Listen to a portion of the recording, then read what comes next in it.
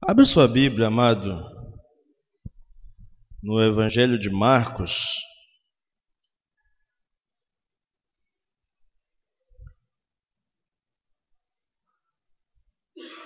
Evangelho de Marcos, capítulo 15.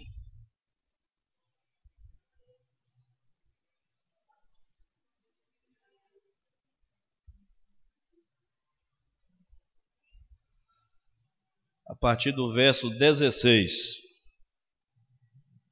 Evangelho de Marcos, capítulo 15, a partir do verso 16.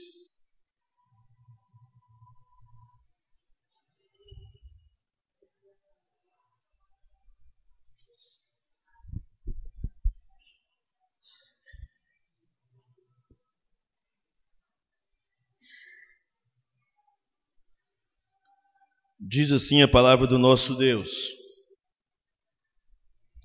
Então, os soldados o levaram para dentro do palácio, que é o pretório, e reuniram todo o destacamento, vestiram-no de púrpura e, tecendo uma coroa de espinhos, lhe a puseram na cabeça e o saudavam, dizendo: Salve, Rei dos Judeus! Davam-lhe na cabeça com um caniço, cuspiam nele e, pondo-se de joelhos, o adoravam. Depois de o terem escarnecido, despiram-lhe a púrpura e o vestiram com as suas próprias vestes.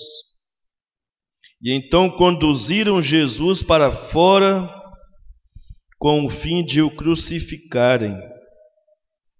E obrigaram Simão Cirineu, que passava vindo do campo, pai de Alexandre e de Rufo, a carregar-lhe a cruz. E levavam Jesus para o Gólgota, que quer dizer lugar da caveira, e deram-lhe a beber vinho com mirra. Ele, porém, não tomou. E então crucificaram e repartiram entre si as vestes dele, lançando-lhe sorte para ver o que levaria cada um. Era a hora terceira, quando o crucificaram. E por cima estava em epígrafe a sua acusação: o Rei dos Judeus. Com ele crucificaram 2 ladrões, um à sua direita e outro à sua esquerda. E cumpriu-se a escritura que diz: com malfeitores foi contado. E dos que iam passando blasfemavam dele, meneando a cabeça e dizendo: Ah, tu que destróis o santuário e em 3 dias o reedificas, salva-te a ti mesmo descendo da cruz. De igual modo os principais sacerdotes com os escribas, escarnecendo entre si, dizia: salvou os outros e a si mesmo não pode salvar-se. Desça agora da cruz o Cristo, o Rei de Israel, para que vejamos e creiamos. Também os que com ele foram crucificados o insultavam. Chegada a hora sexta, houve trevas sobre a terra até a hora 9. E a hora 9 clamou Jesus em alta voz: Eloi, Eloi, lama sabachthani, que quer dizer: Deus meu, por que me desamparastes? E alguns dos que ali estavam, ouvindo isto, diziam: Vede, chama por Elias. E um deles correu a embeber uma esponja em vinagre, pondo na ponta do caniço, deu-lhe de beber, dizendo: Deixai, vejamos se Elias vem tirá-lo. Mas Jesus, dando um grande brado, expirou. E o véu do santuário rasgou-se em 2 partes, de alto a baixo, E o centurião que estava em frente dele, vendo que assim expirara, disse: verdadeiramente este homem era o Filho de Deus.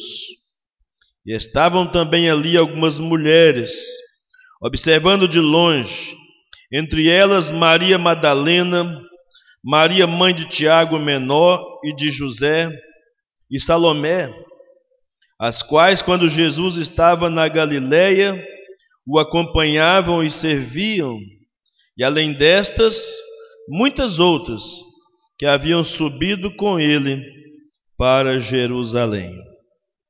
Amém. Vamos orar. Nosso Deus, nosso Pai,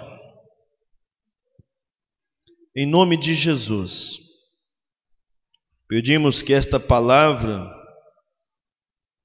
de alguma forma produza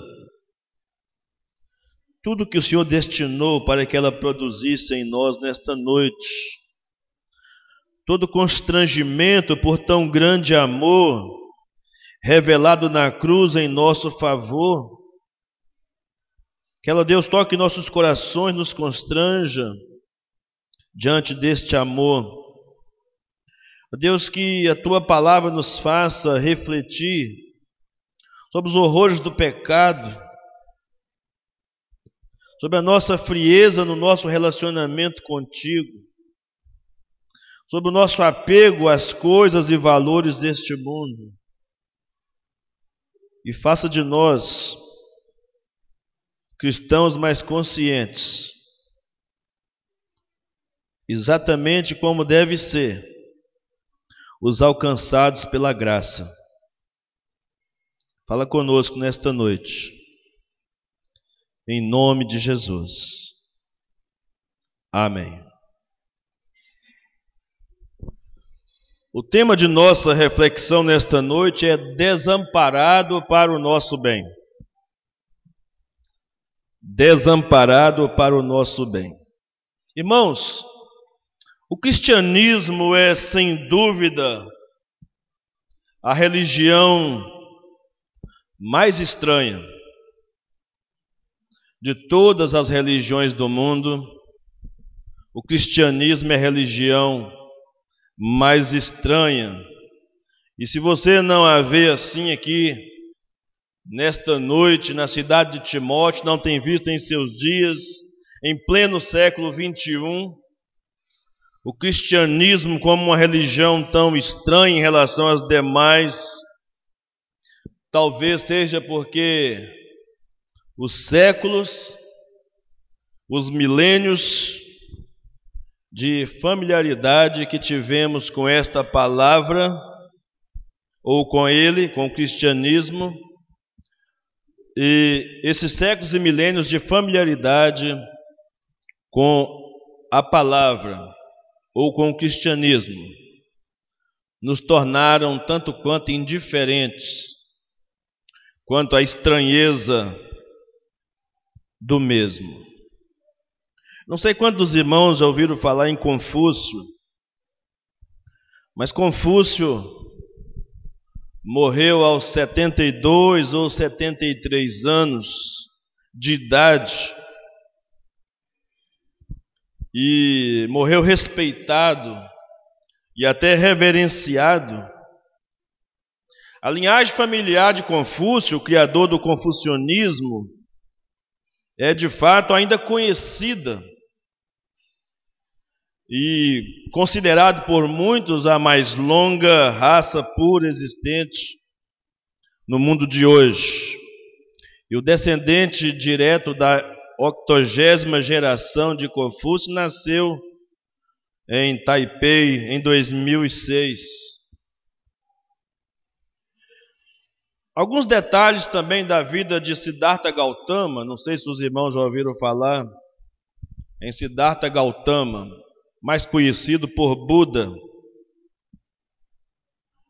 Muitos obscuros as questões sobre a vida deste homem, mas até onde sabemos morreu aos 80 anos, respeitado, reverenciado e até celebrado por muitos, e ainda até hoje é cercado de muitos discípulos completamente apaixonados por ele.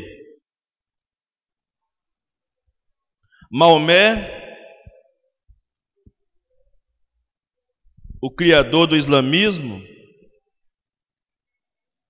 morreu aos 63 anos de idade na cidade de Medina, não aqui do Vale do Jequitinhonha, né?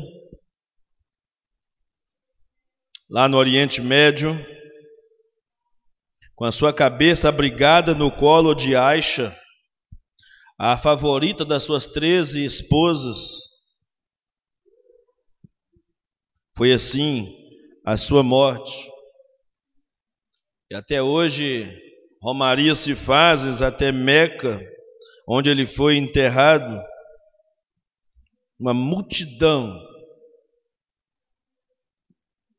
para ver, reverenciar esse homem.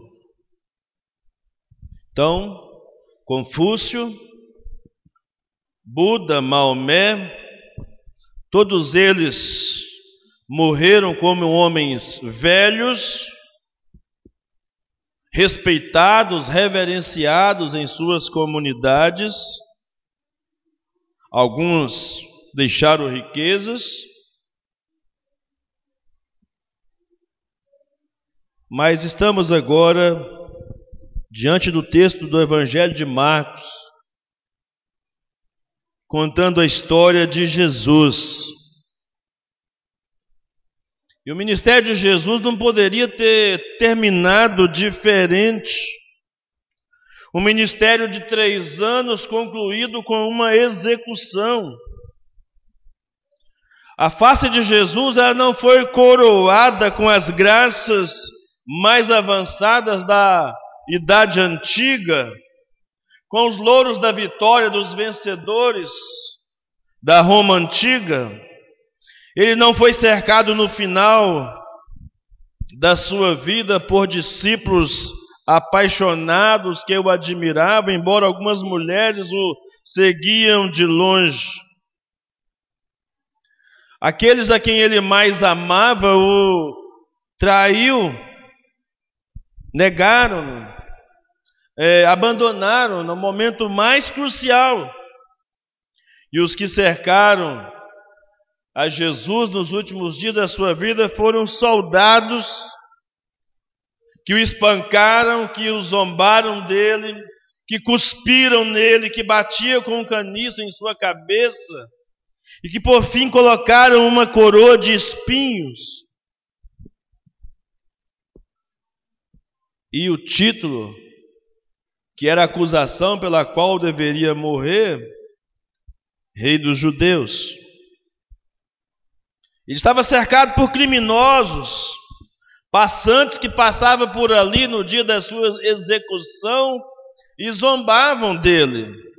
Até os sacerdotes da religião judaica ali em volta, zombando, insultando, dizendo: você não é aquele que disse que construiria o templo em 3 dias? Salva-te a ti mesmo, desça da cruz. Mostra o seu poder para que nós possamos crer que você, de fato, é o Cristo.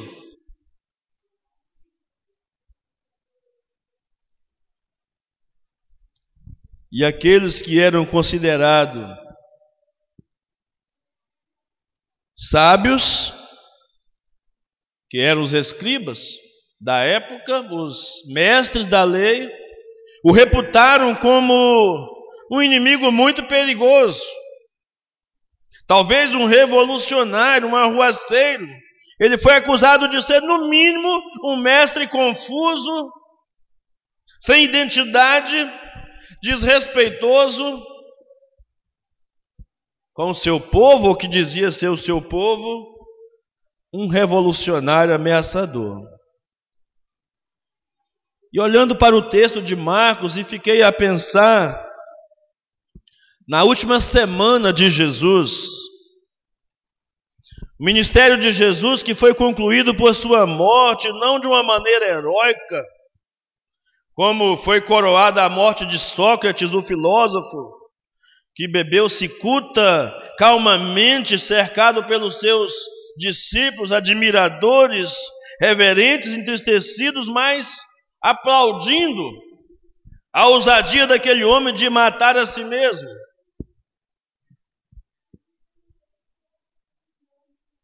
E é muito surpreendente para nós cristãos, para pessoas que examinam o cristianismo pela primeira vez, que espera que o cristianismo seja de fato uma religião como as demais religiões, que acha que é exatamente a mesma coisa, que todo mundo diz que toda religião é igual, ou todas as religiões levam para Deus, ou apontam para Deus, tudo é bom, basta a intenção. Então, de repente, as pessoas olham para o cristianismo e, ainda que tenha roupagens diferentes, acham que é exatamente a mesma coisa. As pessoas supõem que o que há de diferente no cristianismo em relação às outras religiões é simplesmente o fundador, o criador. Sim, o cristianismo tem algumas coisas peculiares aos cristãos e a Jesus. Símbolos diferentes, canções diferentes, é o que muita gente pensa. É exatamente a mesma coisa. Lá na nossa religião também nós nos encontramos, nós cantamos alguma coisa aos deuses, nós fazemos algum tipo de meditação, algum tipo de reflexão. Basicamente é a mesma coisa. É o que muita gente pensa quando pensa no cristianismo apenas num ponto de vista comparativo com as demais religiões. Mas, amados irmãos e amigos, nesta noite, quando começamos a considerar o cristianismo com mais seriedade, esse conceito de religião que todo mundo tem vai se desfazer com muita facilidade. Se você veio aqui hoje e ainda não é um cristão, ou se você veio aqui hoje, esta noite, e é um cristão que não é consciente, e talvez você já até tenha dito a alguém, a algum amigo seu, que o cristianismo é igual a todas as demais religiões, sem querer insultar ninguém aqui esta noite, eu quero dizer que você não conhece nada de cristianismo. Se você tem uma ideia de que o cristianismo é igual às demais religiões, sem querer te insultar essa noite, eu quero dizer que você conhece nada. O que você ouve de cristianismo é o que você ouve nas redes sociais. O seu conhecimento de cristianismo é o que você ouve pela televisão, dos pregadores da televisão. O que você ouve do cristianismo é muito pouco, nem sequer uma leitura superficial do Novo Testamento talvez tenha sido feita por você para entender os princípios do cristianismo. Mas olhando para o texto e para essa semana fatídica de Jesus sendo entregue aos soldados, levados à crucificação, diferentemente daqueles homens que eu citei no começo, Jesus não morreu idoso, Jesus não morreu em prosperidade,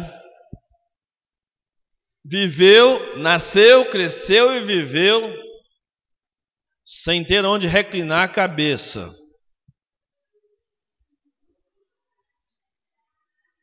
Eu não sei de onde tiraram essa ideia de que crente tem que ser rico, próspero, apegado às riquezas deste mundo. Com certeza esse exemplo não foi de Jesus. Com certeza não foi de Jesus. Jesus não era rico. Jesus não foi universalmente respeitado.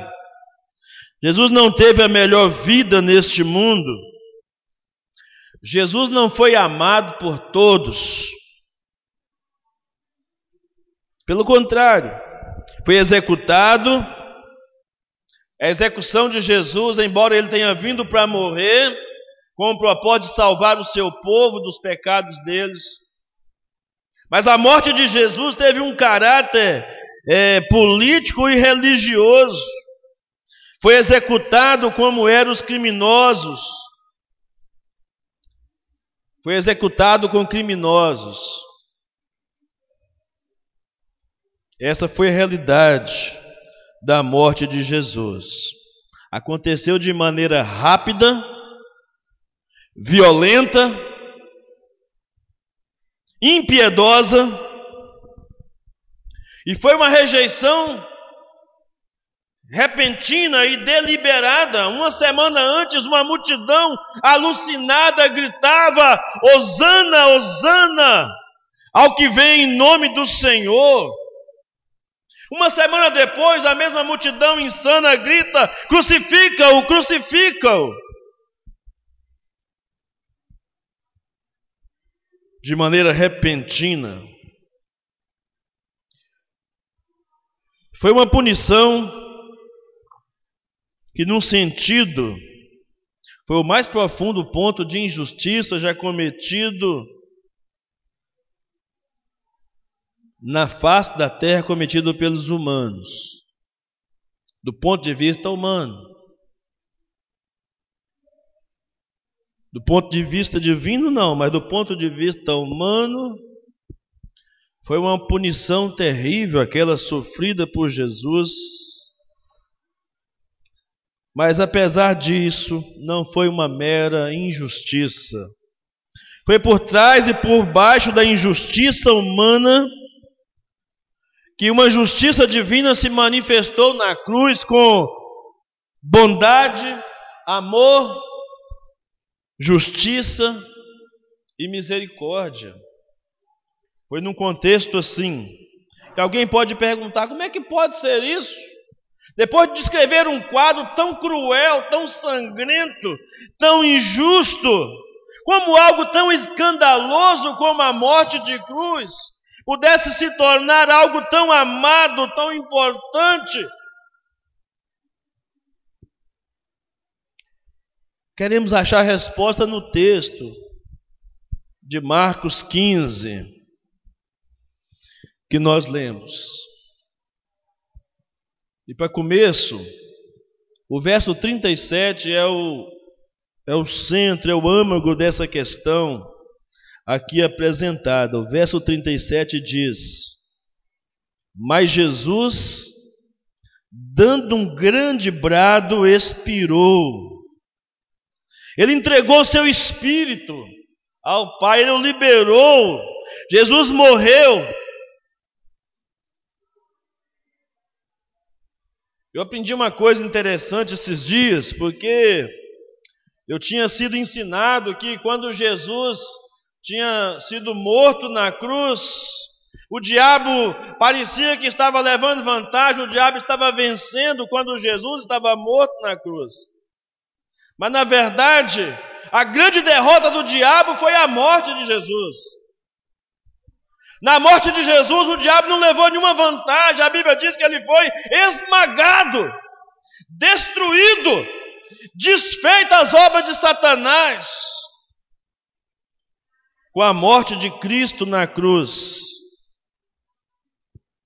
E é este fato estranho e ao mesmo tempo impressionante, mais do que qualquer outra coisa, que separa o cristianismo das demais religiões. Para nós que somos cristãos, a morte de Cristo nos define. A razão da nossa existência se dá pelo fato de Ele ter morrido em nosso lugar. O ponto alto não é somente o ponto da ressurreição, mas a sua própria execução na cruz. o símbolo do momento de sua maior fraqueza, de sua mais profunda humilhação. Era exatamente o momento onde Deus faria com que o seu nome fosse exaltado entre todas as nações. E aí, em cima dessa morte de cruz, movida pela obediência do Cristo de Deus, que ele diz que foi dado a ele um nome que está sobre todo nome. E todo joelho se dobrará e toda língua confessará que Jesus Cristo é o Senhor, para a glória de Deus Pai. O Filho de Deus se fez carne, viveu uma vida verdadeira e totalmente humana, nunca deixando de ser divino. Quando o apóstolo Paulo, escrevendo a carta aos Filipenses, disse que tende em vós o mesmo sentimento que houve em Cristo Jesus, que sendo Deus, não teve por usurpação ser igual a Deus. A Bíblia não diz que ele desfez da sua divindade. Ali não há uma defesa de apenas uma humanidade, mas nós cremos piamente que Cristo era 100% homem, 100% Deus, e ali pregado na cruz também em nosso lugar.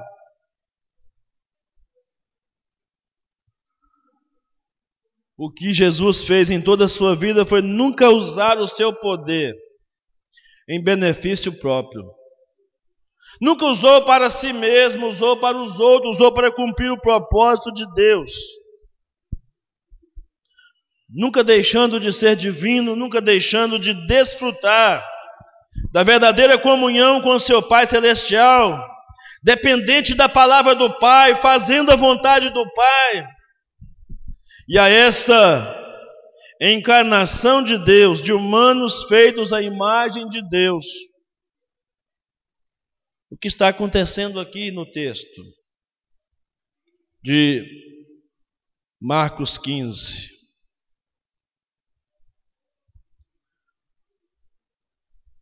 É preciso entender plenamente o que está acontecendo aqui nesse texto. E por quê?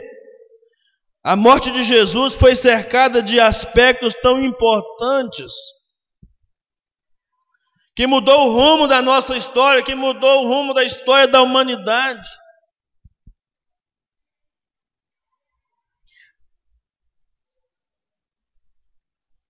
É aqui, exatamente na cruz, que o cristianismo é gerado. É aqui que começa tudo, é o centro de tudo.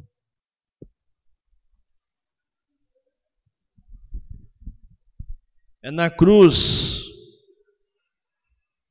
que nós encontramos a nossa maior vitória, num cenário de morte.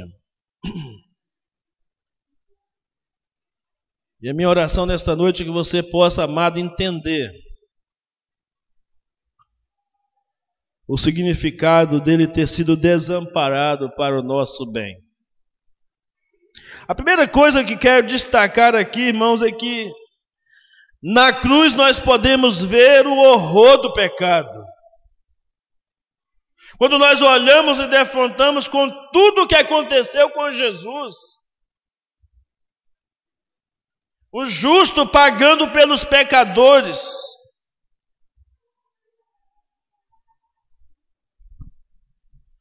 é realmente na cruz a culminação de toda a rebelião da raça humana, aquela rebelião começada lá no Jardim do Éden, atingiu o grau máximo de rebelião ao levar o Filho de Deus a ser pregado no madeiro, em nosso favor. O Evangelho de João, capítulo 1, verso 10, diz que o Verbo estava no mundo, o mundo foi feito por intermédio dele, mas o mundo não o conheceu. Veio para o que era seu, mas os seus não receberam. Isso não é um retrato perfeito da rejeição humana. Soldados com aprovação de autoridade humana legítima escarneciam de Jesus, batem nele, cospem nele, o crucificam. O versículo 16 de Marcos 15 diz que os soldados o levaram para dentro do palácio, que é o pretório, ou seja, com consentimento das autoridades. Reuniu todos os destacamentos, todos os soldados. Tiraram Jesus da presença de Pilatos. Pilatos acabara de condenar Jesus por incentivo da multidão e também pela omissão de sua autoridade. Eles o levam para o pretório, que era a residência do governador em Jerusalém.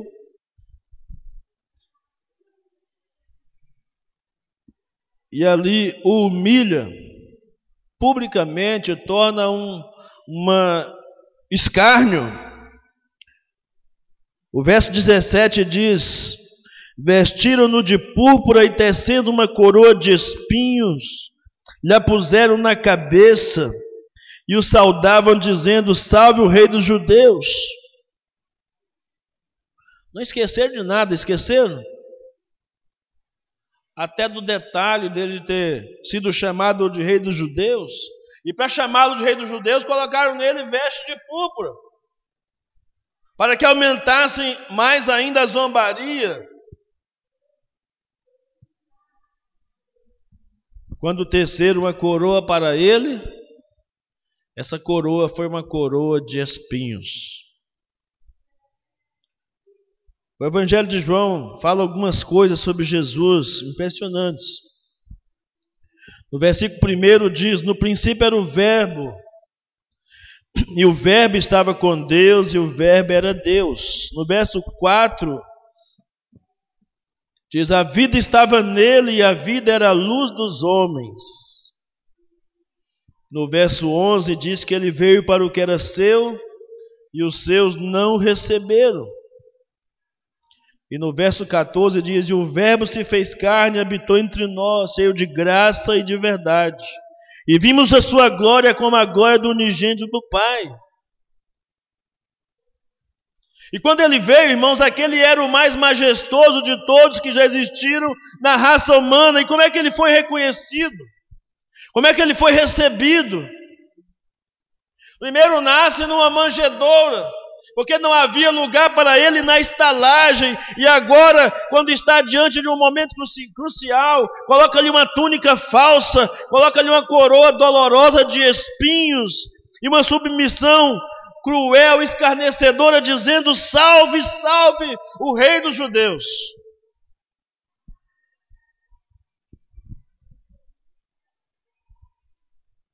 Gostaria que você, amado irmão, amigo, nesta noite visse que como o nosso pecado é tão profundo, tão cruel. Não sei se você pode ver na cena da cruz. Não sei se você pode parar e pensar na cena da cruz nesse instante e ver a crueldade do seu pecado. Cada pessoa analisando e vendo o seu próprio pecado. Como é que nós podemos pensar na profundidade e ainda permanecermos cegos para essa verdade? Permanecermos alheios, frios, insensíveis, com tamanha manifestação de amor.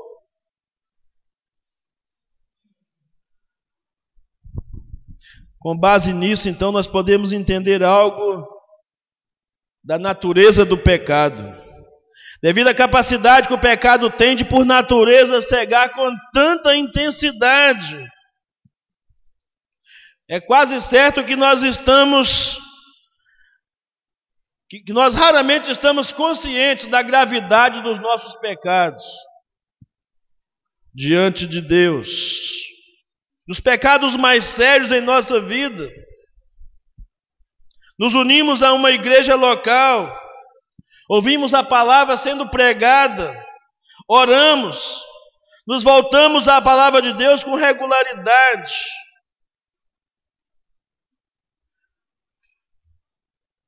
Estamos conscientes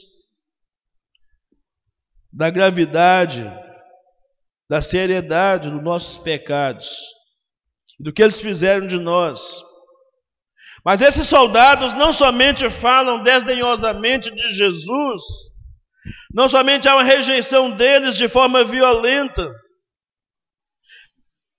O verso 19 diz que eles davam-lhe na cabeça com um caniço, um tipo de espancamento que Jesus já havia sofrido perante o Sinédrio, no capítulo 14.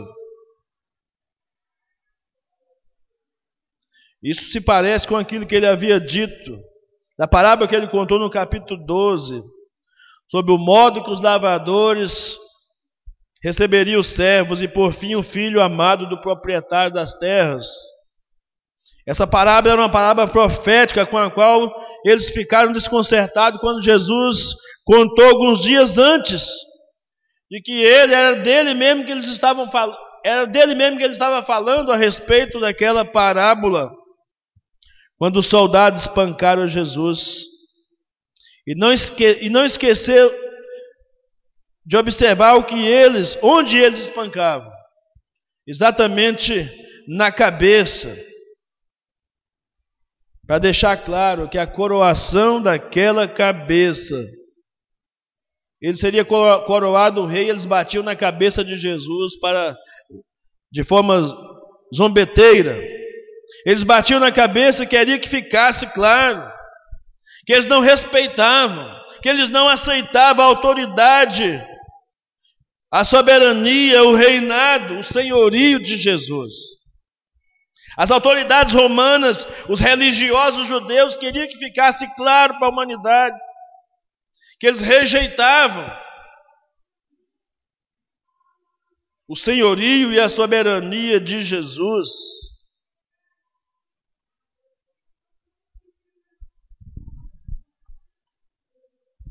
Eles não deram apenas um golpe, deram vários golpes, repetidas vezes. Sabe o que eu vejo aqui, amados?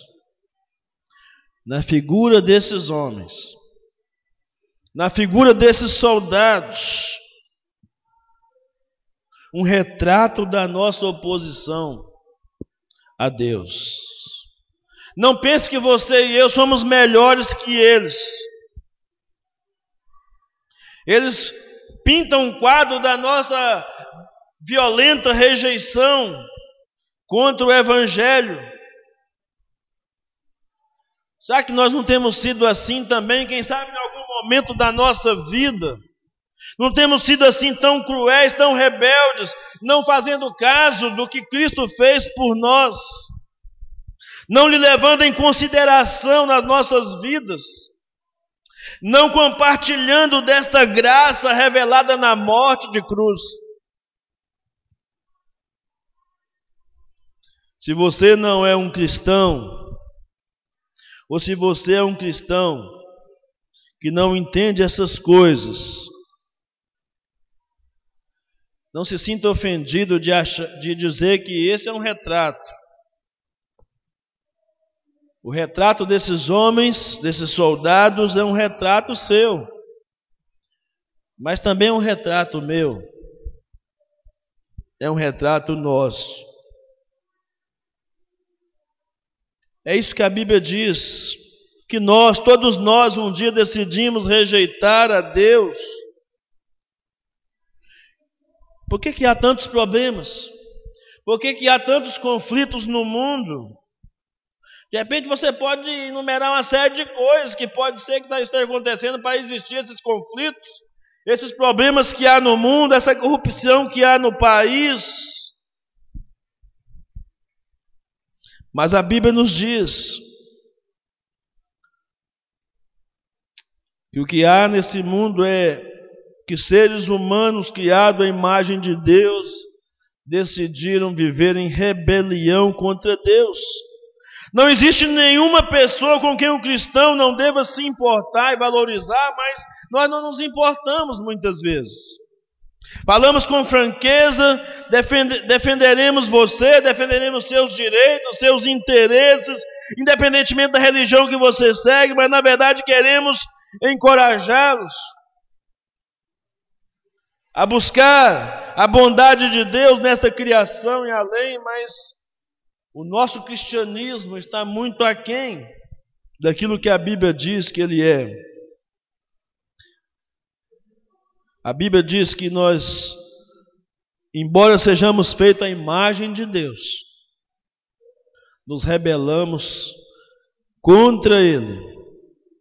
E este evento histórico, essa passagem histórica não é uma parábola. Isso aqui não é um conto de fadas.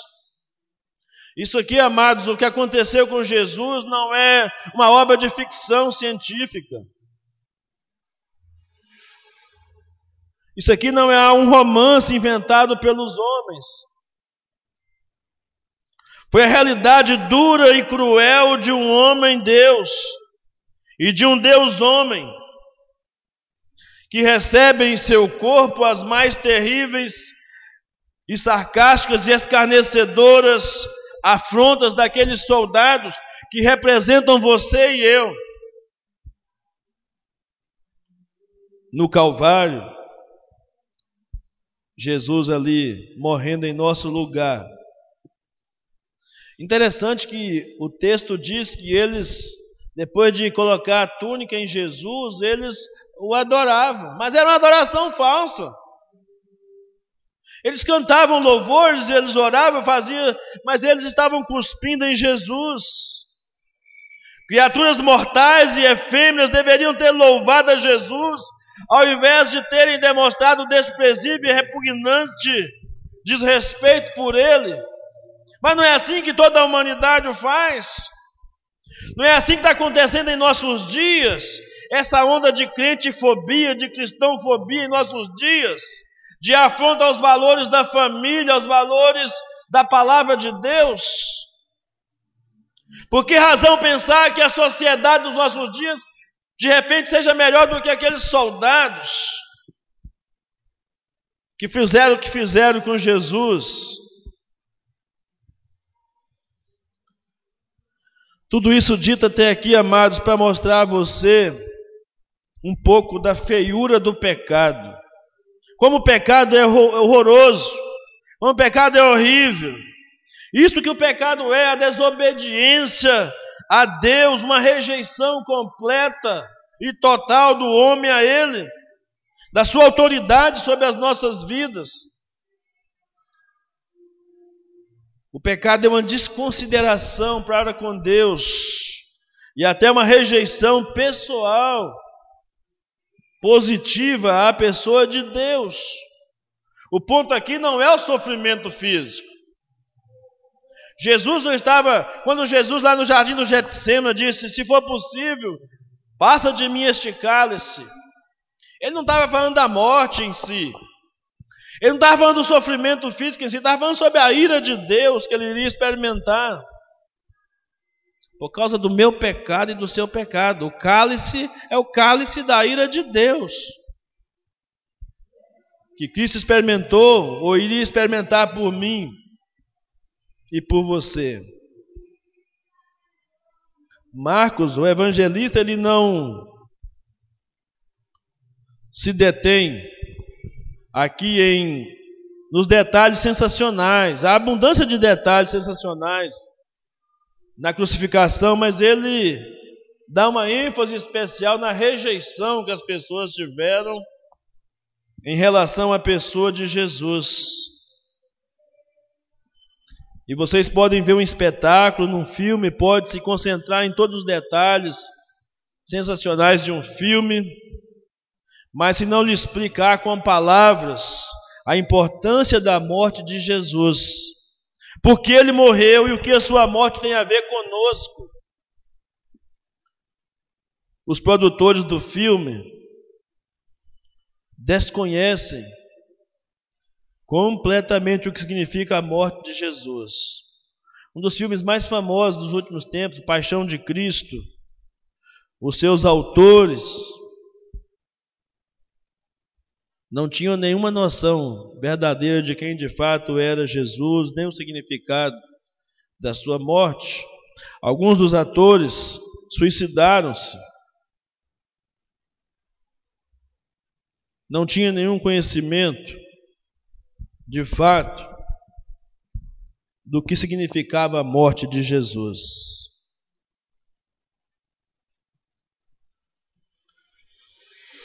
No Salmo 51, o salmista revelou todo o conhecimento que ele tinha sobre o pecado. Ele diz: pequei contra ti somente pequei. O pecado é apenas contra Deus. Eu peco contra outra pessoa. Por que você está me dizendo que pecado é apenas contra Deus? Alguém pode estar perguntando a isso nesta noite. Tiago capítulo 2, versículo 11. Tiago explica que você deixar de amar o próximo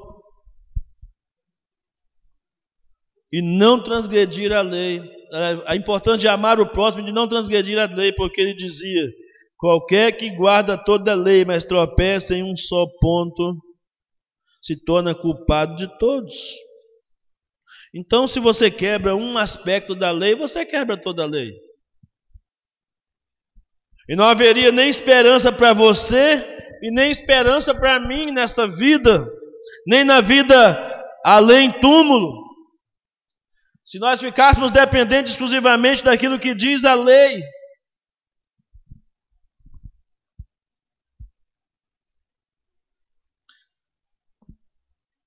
A zombaria daqueles soldados em relação a Jesus é apenas o retrato do que o pecado é por natureza. Uma rejeição pessoal. Irmãos, eles usaram até a inteligência e o humor da imagem de Deus em nós para escarnecer de Deus,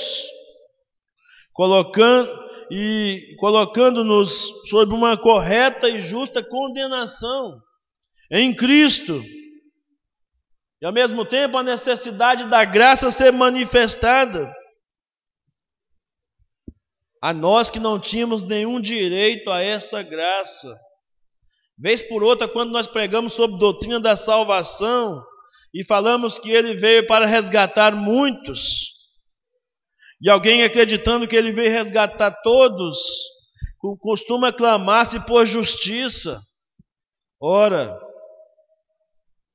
se clamarmos por justiça na hora da salvação, nenhum de nós escaparemos. Porque salvação não é questão de justiça. Salvação é manifestação da graça de Deus em nosso favor. Mas avançando um pouco mais, vemos aqui no verso 21 de Marcos 15, que os soldados recrutaram um certo Simão Cirineu para levar a cruz e para chegar ao lugar fora da cidade chamado Caveira, o Gólgota, onde execuções eram realizadas. Isso era um ritual próprio das crucificações. O criminoso tinha que carregar em via pública a sua própria cruz em sinal de desprezo, escárnio, humilhação. E foi isso que aconteceu com Jesus. Fizeram assim e pegaram um homem para ajudá-lo, para mostrar a fragilidade de Jesus em carregar aquela cruz, mas o problema da cruz não era o madeiro em si. Os nossos pecados ali representados. Eles não estavam simplesmente querendo fazer Simão Cirineu um herói. O fato de fazer Simão Cirineu carregar a cruz era mais um tipo de zombaria à pessoa de Jesus. E é o que muitas pessoas ainda acham. que Deus precisa da nossa ajuda, tanto na salvação, quanto nas coisas que nós precisamos fazer.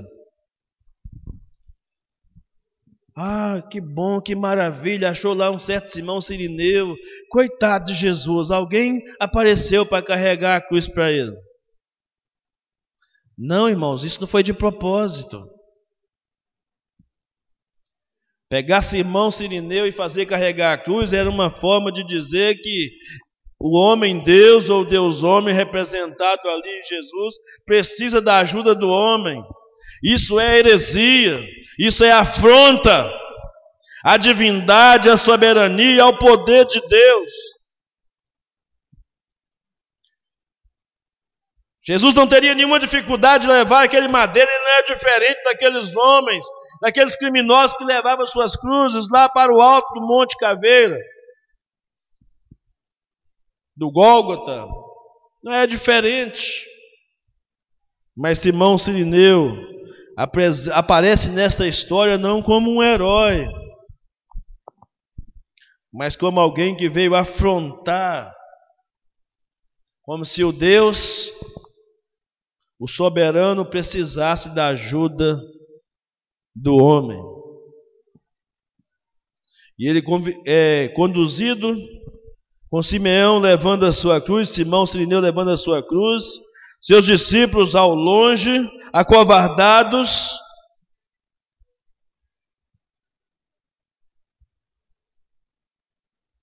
Se você não é um cristão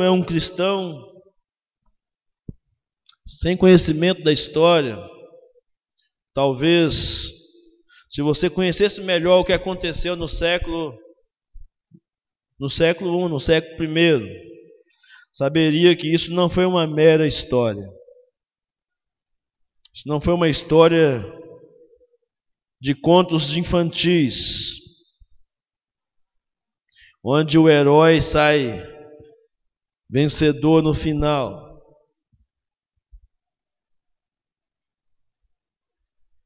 O verso 23 diz que eles ofereceram a Jesus vinho misturado com mirra. Talvez fosse um sedativo, porque eles é como se fosse um anestésico, porque eles iam cravar-lhe as mãos e os pés com os cravos. Isso era oferecido para os ladrões, como último ato de piedade do governo, para poder não sentirem tanta dor. Eles queriam fazer isso. Mas poderia ser também uma outra forma de produzir mais dor em Jesus. Não importando a razão, mas o Salmo 69, 21, o que estava acontecendo era o cumprimento do que estava escrito no Salmo 69, 21, dizendo que Jesus rejeitou o vinagre ou vinho misturado com mirra.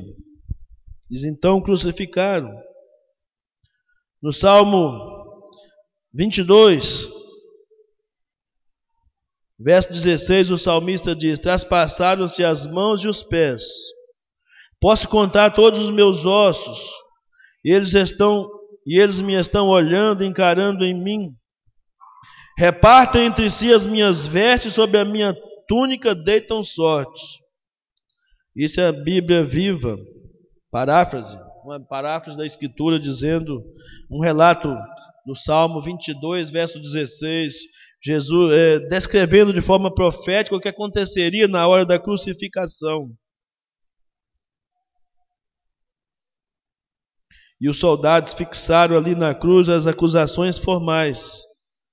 E ele foi crucificado porque afirmou ser o rei dos judeus. E o seu levantamento na cruz seria uma boa forma de afastar qualquer possibilidade de surgimento de uma nova religião na humanidade. A crucificação de Jesus, irmãos, parece confirmar a rejeição que os religiosos disseram a Pilatos, que havia da população, do povo, da sociedade em relação a Jesus. E a cruz era para causar a vergonha, a humilhação, a dor e a execução. Em sua pobreza, Jesus não deixou nada de herança na terra do ponto de vista humano.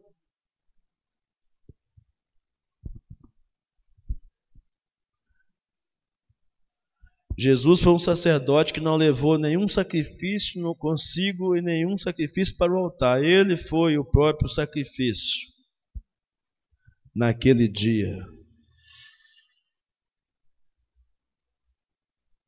Quanta ironia na cena da crucificação, irmãos. Quanto escárnio. Quantas coisas terríveis, se você pegar e observar cada detalhe aqui registrado pelo evangelista Marcos, né? Se você pegar cada detalhe do que está sendo traçado aqui, das zombarias que fizeram com ele, da forma como ele foi levado. Os versos 29 e 30, por exemplo, diz que os que iam passando blasfemavam dele, meneando a cabeça, dizendo: ah, tu que destróis o santuário e em 3 dias o reedificas, salva-te a ti mesmo descendo da cruz.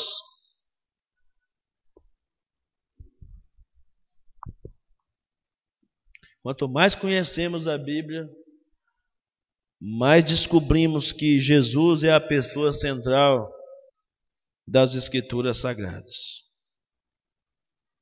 O catolicismo fez de Maria a pessoa central da sua religião, mas Jesus é a pessoa central das Escrituras Sagradas. Além de olhar para a cruz e ver o horror do nosso pecado, nós olhamos para a cruz também e vimos a morte de Cristo como um meio de nos substituir da punição. Ele sofreu a punição de Deus, é Jesus sofrendo a punição do seu próprio Pai, desamparado por amor a nós, para o nosso bem. O texto diz que a hora nona, ou seja, às 3 horas da tarde, ele já estava ali, às 3 horas da tarde, depois do meio-dia, até às 3 da tarde ali, Eloí, clamando em alta voz, dizendo: Eloí, Eloí, lama sabatani, Deus meu, por que me desamparastes? Aqui é o solo mais sagrado das Escrituras, o momento mais solene do relacionamento de Deus o Pai com o Deus Filho, quando há uma sensação de abandono do Filho por parte do Pai, desamparado para o nosso bem. Que está o Deus Pai, não no sentido de esquecê-lo, não no sentido de ignorá-lo, não no sentido de odiar a Jesus. O desamparo aqui percebido, notado por Jesus, é o sofrimento da punição, como se tivesse cometido o pecado que estava carregando. É Jesus aceitando o cálice da ira de Deus. Aliás, foi para isso que ele veio, para receber o cálice. Jesus clamou em angústia porque sofreu a punição do Pai. O desamparo aqui não é um desamparo de abandono. A sensação de desamparo é por causa do peso da punição. A imputação dos nossos pecados que foram colocados sobre os ombros de Jesus, para que você e eu pudéssemos experimentar a justiça dele em nosso lugar. E aí, eu gostaria de considerar 3 perguntas para nossa reflexão. Por que era necessário um substituto? Como um substituto seria dado?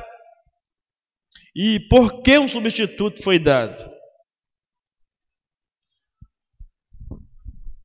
A primeira coisa, era necessário um substituto porque a Bíblia é clara em nos ensinar que Deus, sendo perfeitamente bom, santo e justo, Como diz o profeta Abacuque lá no Velho Testamento, Abacuque 1,13, diz: Tu és tão puro de olhos que não podes ver o mal, e a opressão não podes contemplar. Então a santidade de Deus, que é indescritivelmente elevada, grande, solene, não poderia suportar, nós não poderíamos suportar essa santidade de Deus. E por isso Deus providenciou um substituto que poderia receber todos os nossos pecados sobre ele. Somente Deus. Não foi encontrado entre os homens ninguém que pudesse assumir essa posição de substituto. Por isso nós dizemos que a morte de Cristo foi uma morte vicária, uma morte substitutiva, foi no nosso lugar. Ele é o Cordeiro de Deus, como diz o apóstolo João, que tira o pecado do mundo. E ele nos foi dado como substituto, porque Deus assim declarou: aquele que não conheceu o pecado, se fez pecado por nós, para que nele fôssemos feitos justiça de Deus. 2 Coríntios 5, 21. Nesse ponto aqui, é importante que nós ressaltemos o seguinte, irmãos: nem mesmo o nosso zelo, nem mesmo as nossas lágrimas, nem mesmo os nossos pesares, nem mesmo se você tiver um envolvimento emocional sincero, não há nada que você e eu possamos fazer para que os nossos pecados sejam desfeitos por um sentimento assim de nossa parte. Foi por isso que um substituto tinha que ser preparado. Porque se não fosse preparado um substituto em nosso lugar, estaríamos completamente perdidos. Precisamos de um Salvador, e só precisa de um Salvador quem se acha, quem se reconhece como um pecador. Completamente pecador. Depravadamente pecador. Por isso que nós cremos na doutrina da depravação total do homem, quando o homem não tem nenhuma condições por si só de buscar em Deus salvação, a menos que ele seja atraído e alcançado por essa graça de Deus.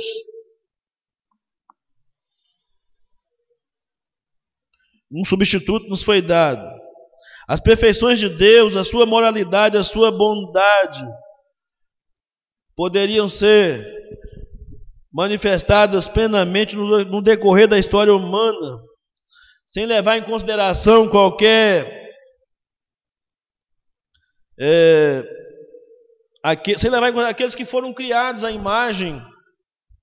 sua imagem, e se rebelaram contra ele. Mas ele quis revelar a sua graça como extensão do seu amor a um grupo de pessoas que foi dado a ele. Em Marcos capítulo 2, versículo 20, o escritor sagrado o apresenta como aquele que veio como noivo, apresentado como noivo. Há uma canção que diz: quão profundo é o amor do Pai por nós, quão vasto acima de toda medida que Ele deu ao seu único Filho, para fazer de um ímpio seu tesouro. Quão grande foi a dor da perda excruciante. O Pai vira a face quando feridas que desfiguram o escolhido trazem muitos filhos à glória. Nem mesmo os roteiristas do Hollywood poderiam imaginar uma cena como essa, um desfecho como esse, de fazer daquele momento sangrento, cruel, a maior manifestação da graça e do amor de Deus em nosso favor. Vemos, portanto, aqui, ao mesmo tempo de forma tão cruel, uma manifestação também instantânea e dramática da reconciliação do homem com Deus. E o verso 37, já mencionado anteriormente, diz que tendo Jesus dado um grande brado, expirou. E essa aqui diz: o véu do santuário rasgou-se em duas partes, de alto a baixo, mostrando que a iniciativa é sempre de Deus, na busca do homem para a reconciliação. E ali na cruz, o Cristo de Deus, moído pelos nossos pecados, oferecido como uma amplitude da graça de Deus, revelando a amplitude da graça de Deus em nosso favor. Foi por causa da morte de Jesus. A graça de Deus pôde fluir ampla e surpreendentemente aos nossos corações. Não fosse isso, nós jamais estaríamos aqui esta noite para experimentar tamanha bondade, tamanho amor revelado nessa passagem das Escrituras Sagradas em nosso favor. A Bíblia diz que após ele passar por todo esse sofrimento, para que povos, nações, homens de todas as raças, tribos, línguas e nações o adorassem.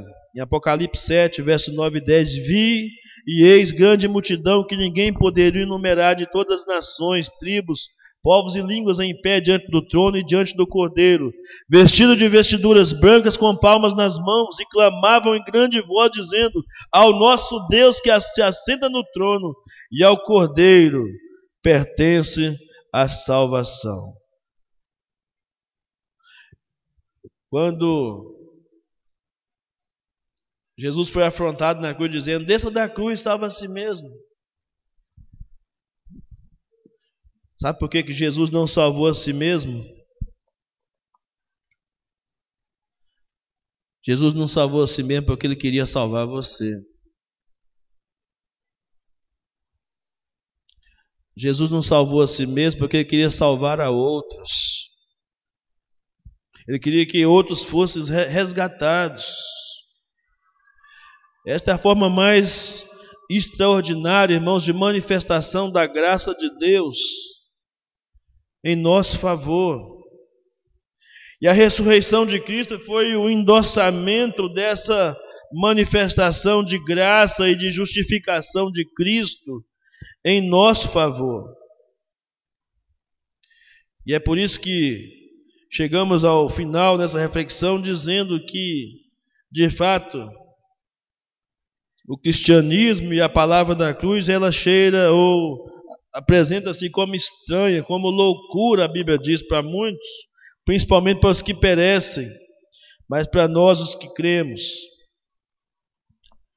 é o poder de Deus. Se o cristianismo, ainda que pareça estranho para mim e para você, para o mundo, eu quero dizer que ele é singular. Não há nada neste mundo igual ao cristianismo. Nada nesse mundo. O cristianismo não é simplesmente uma religião criada por homens. Não é religião inventada por uma igreja. É a continuidade da obra de Cristo por fiéis discípulos dele, que comunica as palavras da verdade e da salvação pela graça, por meio da fé. Se houve uma pessoa que Deus tratou da pior forma que essa pessoa merecia, essa pessoa foi Jesus, onde Deus despejou toda a sua ira sobre ele.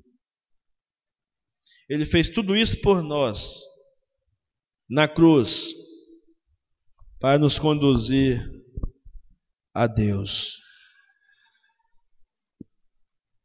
Quando nós achamos, eu falei hoje pela manhã, quando nós achamos ainda que algumas coisas que acontecem a pessoas boas nessa terra, aos nossos olhos, parece que as pessoas não merecem passar pelo que estão passando, é porque ainda está impregnada em nossa mente a ideia dos méritos, do merecimento. E a Bíblia diz que pela graça sois salvos por meio da fé, isso não vem de vós, é dom de Deus, não vem das obras, para que ninguém se glorie. Abaixe sua cabeça, vamos orar. Pedir a Deus que nos ajude a entender isso nesta noite. Eu sei que é um discurso longo, mas que alguma coisa de fato fique no seu coração nesta noite e você consiga enxergar a crueldade do seu pecado e ao mesmo tempo a maravilhosa manifestação da graça de Deus em seu favor. Baixe sua cabeça, vamos orar. Senhor nosso Deus, nosso Pai, nós queremos, ó Deus, declarar nesta noite toda a nossa admiração por Teu grande amor por nós. O tempo, ó Deus, parece ser longo, mas ao mesmo tempo é pequeno para nós expressarmos a nossa compreensão desse texto. E mais do que a compreensão do texto, dos fatos que de fato ocorreram na história, na nossa história, na história de Jesus, na história da nossa redenção, da manifestação do Teu amor por nós. Dias e dias seriam ainda insuficientes para poder entendermos tão grande amor revelado por nós. Nós queremos Te pedir nesta noite, ó Deus, que nos ajude a entender mais e mais do nosso próprio pecado e mais da Tua maravilhosa provisão em Cristo, de nossa redenção, do nosso perdão dos nossos pecados, ó Pai. Leva-nos, ó Deus, para fora de nós mesmos. Livra-nos de nós mesmos. Livra-nos da nossa autoconfiança. E nos conduz ao amor de Jesus, ao Seu grande amor manifestado na cruz, ó Pai. Nós pedimos isso nesta noite, entendendo que todo o desamparo da cruz foi para o nosso bem. E todo desamparo na cruz foi porque era horrível o nosso estado de pecado. Mas foi ali que encontramos a maior manifestação da graça do Senhor em nosso favor. Nos conduza nesta semana, ó Deus, pensando nessas verdades, que para muitos pode ser maçante, entediante, mas para aqueles que creem, é poder de Deus, é amor de Deus, é graça de Deus revelada a nós. Muito obrigado, ó Pai. Nós oramos nesta noite, em nome de Jesus. Amém.